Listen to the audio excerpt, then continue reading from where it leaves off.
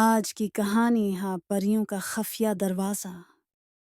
छोटे से गांव में जैनब अपनी दादी के साथ रहती थी। दादी अक्सर परियों की कहानियां सुनाया करती थी।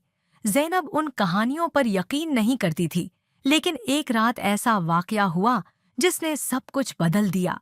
एक शाम दादी ने जैनब को बताया कि जंगल में एक दरवाजा है जो सिर्फ दिलेर लोगों के लिए खुलता है। जैनब ने मुस्कुराते हुए कहा, दादी, ये सिर्फ कहानियां हैं। जंगल जाने का शौक हुआ। वो अकेली ही घर से निकली और जंगल की तरफ चल पड़ी। चांद की रोशनी में जंगल कुछ ज्यादा ही पुरअसरार लग रहा था। हर कदम पर उसे ऐसा महसूस होता जैसे कोई उसका पीछा कर रहा हो, लेकिन पीछे मुड़ने पर वहां कुछ भी न था। अचानक एक चमकती हुई रोशनी दरख्तों के दरमियान दिखाई दी।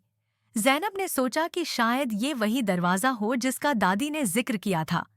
दिल तेजी से धड़कने लगा और उसने हिम्मत करके रोशनी की तरफ बढ़ना शुरू किया। जैसे ही वो करीब पहुंची, उसने देखा कि वहां वाकई एक छोटा सा दरवाजा है जो सोने की मानंद चमक रहा था। ये सच में है, ये सच में है। वो दरवाजा खोलने के लिए जैसे ही आगे बढ़ी, दरवाजे के पीछे से एक आवाज आई। क्या तुम वाकई तैयार हो? दिल की धड़कन और तेज हो गई।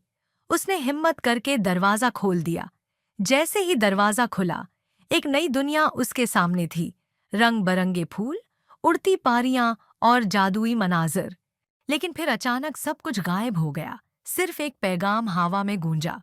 ये दुनिया सिर्फ उनके लिए है जो सच्चे दिल से यकीन रखते हैं। जैनब को लगा जैसे ख्वाब हो, लेकिन वो जान चुकी थी कि परियों की दुनिया हकीकत है।